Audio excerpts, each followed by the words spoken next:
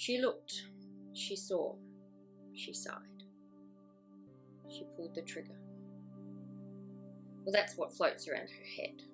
She wants out. She no longer wants to be in this disgusting body of hers. It has grown too large. So large that she is now invisible. Nobody looked at her the same anymore. They averted their eyes or they looked at her with revulsion. She was revolting. So unlovable. So fat. So ugly. She may as well end it all, because this life has become her torment. The worst part, though, she feels all alone. No one to talk to about it. She lives with other people, but talking about the emotional stuff is not recommended. No one understood, yet they were all in the same fucked up family. Each and every one of them too removed to see what everyone else was going through. So she remains silent, an undoing that will keep her stuck in her own torment for years to come. She walks away from the mirror in a huff of hatred. How the fuck did she get to this awful place within her? How did her body become something to abhor? Surely she deserves more than this. She doesn't. She knows that. If she did, then her life would be different. She would have parents who loved her, who cared for her and who took the time to talk to her. Did she want them to? How do you explain such hatred for yourself to another? How does someone even begin to understand all the torment floating around inside of you? She doesn't even understand it. Sitting alone in her room, she pulls out her notebook and begins to write. She looked, she saw, she sighed, she pulled the trigger. One of many short poems she has expressed onto paper, most of them dark, most of them encapsulating in only a few words how she feels deep inside. Yes, she wants to escape this world, but she does not really want it to end. She wants nothing more than to live, to experience all that life has for her. In what way, though? In what way can she allow that to happen when all she feels is a weight holding her down? Not only is the weight now on her body, it is also living inside of her. She's not a little girl anymore. She's now a teenager, 16, going on 17. 18 is only around the corner, adulthood. What will she do then?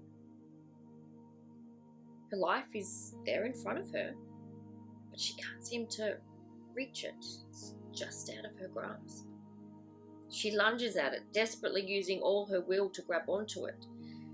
It keeps moving from side to side, here and there, mocking her, saying, "You can't catch me."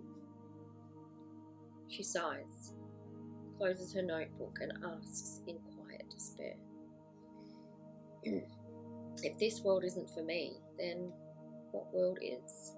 A world she longs for in a secret reverie. This is the place where dreams come true, a place full of beauty and wonder, where everyone is beautiful and no one hates who they are. That's what she sees every week on TV anyway. Yes, there is drama after drama regardless of that, though everyone seems wonderfully happy and skinny. Everyone is skinny. So, if she was able to move there, then she could become one of them, and all her skinny dreams would come true. She would find her world. Instantly, her heart sinks, for she realizes her dream world will probably never enter her real life. It's only a fantasy, a self-indulgent fantasy for a fat teenage girl. Shit like that never happens. Maybe in a ridiculous movie where the fat girl loses weight over the summer and then the hot guy finally notices her. Fantasy stuff. Maybe this summer she can lose the weight finally, go back to school to see everyone's shocked faces at how skinny she is now. That's what she will do. Lose all of her ugly fat. Then will she be loved? If she made herself be like one of those girls, someone might notice her. That's her biggest wish, to be noticed, to be wanted, to feel loved. Not too much to ask, right? All those movies she adores and TV shows she watches religiously each week inform her of this fact. Skinny equals love. As a woman, you can only be loved when you are skinny. And that love will come from the hot guy, the gorgeous, brooding guy. He will pretend he has no idea who you are, and then he will suddenly see you for the first time as you walk your skinny body by his. So romantic, isn't it? The girl's dreams have come true all at once, and she can now live happily ever after. The end. What happens after all of that, though? She wonders. Does all the shit that floats around inside of you just magically melt away? I hope so. Wouldn't that be wonderful? It certainly seems that way. Her mind wanders back into the room. The room she sits in night after night, feeling sorry for herself. It's not always going to be like this, is it?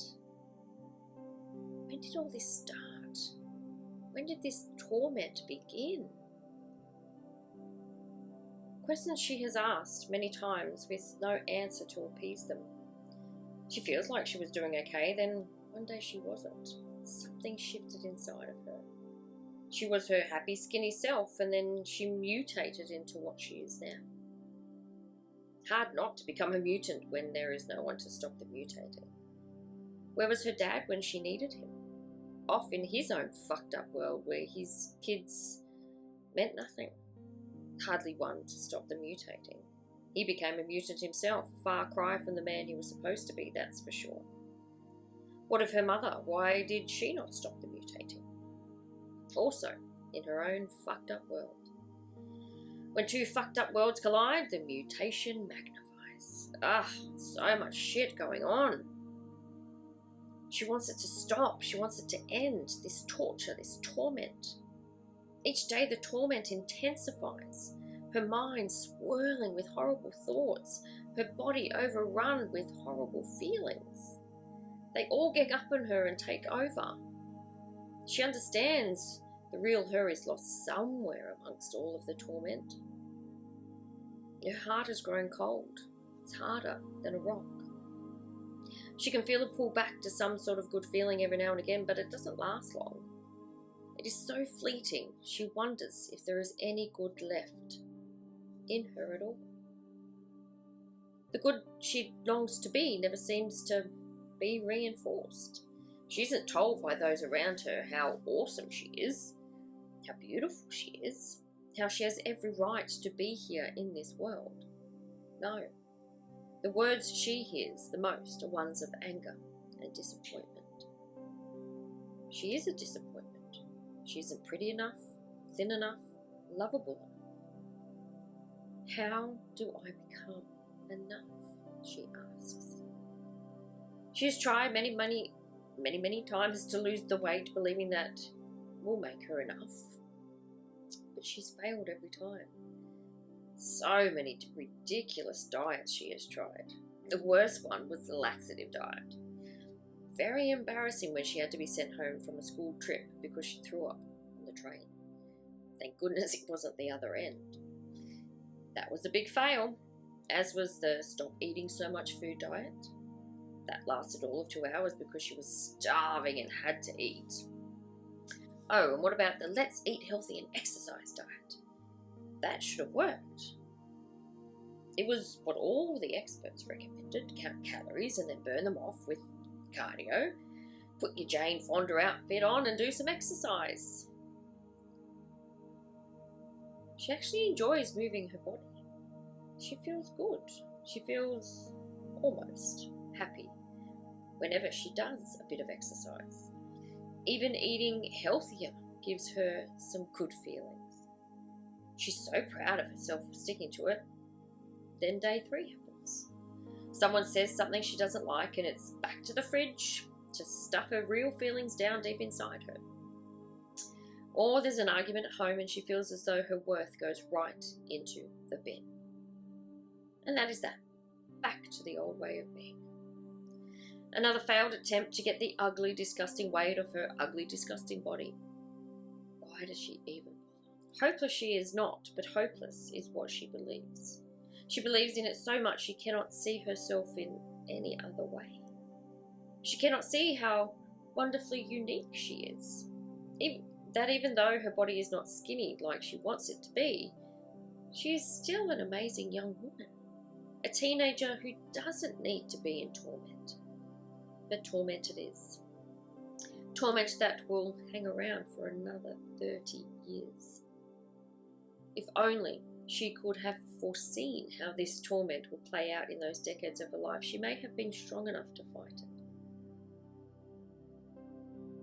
There is not enough strength inside of her in those moments. She's weak and powerless, exhausted already. It's unthinkable to believe change was possible for her. An exceptional amount of shit is in the way. Her exhaustion prevents her from clearing it out. Not only that, she has no idea how to do it. The shit show was still raging on around her. She is stuck in its vortex. One thing does bring a small amount of relief from all the heaviness she feels in her body. Food. Gross, disgusting, fatty, sweet food. That is her saviour. She can rely on it any time she needs comfort she craves. Nobody else is able to give that to her. Food never judges her. Food never tells her she is hopeless or unworthy. Food gives her a hug from the inside and helps her to feel some version of love. A version she wrote herself. A version she held on to because the real version was demolished. At some point over the last 10 years, the real love she knew had a sledgehammer taken to it, smashing it to smithereens. She endures every single shard of that broken love stabbing and poking her insides from the moment she opens her eyes in the morning to the moment she falls asleep at night. Some nights it even keeps her awake, affecting her dreams with unbearable torment. Food actually gives her a few traces of normality. It's the thought of what to eat, the decision to go to the kitchen. The second the food hits her lips and moves into her mouth, the sensation of love and disgust all in one bite. In that moment she keeps going back, and each moment after is full of intensifying amounts of torment for allowing herself to be suckered back into its bliss. It's not really bliss though, is it? There's a semblance of bliss, a sensation that feels moderately like bliss, yet it's fleeting. She connects to that nanosecond with everything she has, which isn't much. There is something there, otherwise she wouldn't try to find it over and over again. When that is the only good part of your life, then your life must be truly fucked up. She knows that. She isn't stupid. She just can't seem to pull herself away from the force of it. It's all she has, a control over something uncontrollable. So there she sits in her aloneness, alone with her thoughts, alone with her feelings, alone in her aloneness, consumed with what to eat next to get that sliver of bliss. She wishes people would see past her body, see the teenager in torment instead of the size of her thighs and the roundness of her belly and the wideness of her bottom. Am I not a person? An actual living person who has dreams and desires? A girl whose pulse is congested with feeling? Why can't I be seen for more than what my body presents to the world? She thinks back to her darkest poem where she pulls the trigger. Could she really do that to herself?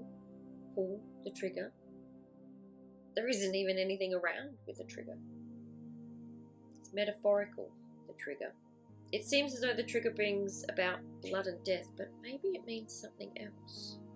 Maybe it means to explode, discharge, take action. Who is she kidding? She explodes, no one hears the explosion. She discharges and no one is even aware. Taking action? She wouldn't altogether know what to do. But despite of all that, she knows deep in her cold, hard heart that her life must continue. Why? Well, that is she is so completely unaware of. So the torment remains. But little does she know the torment she has suffered and shall continue to endure will bring her to a life her teenage self can't even begin to imagine. A life where the torment will end, where the torment is her greatest gift, where it will finally connect her to the one person who truly matters, herself. For she is forever being guided and loved by one she cannot see, and by many who know her torment. They understand her pain as it is revealed to them. They see her in the mirror. If only she could see herself the way they do. One day she will. One day that torment will no longer look back at her. Till then, they are there with her until she can return to herself.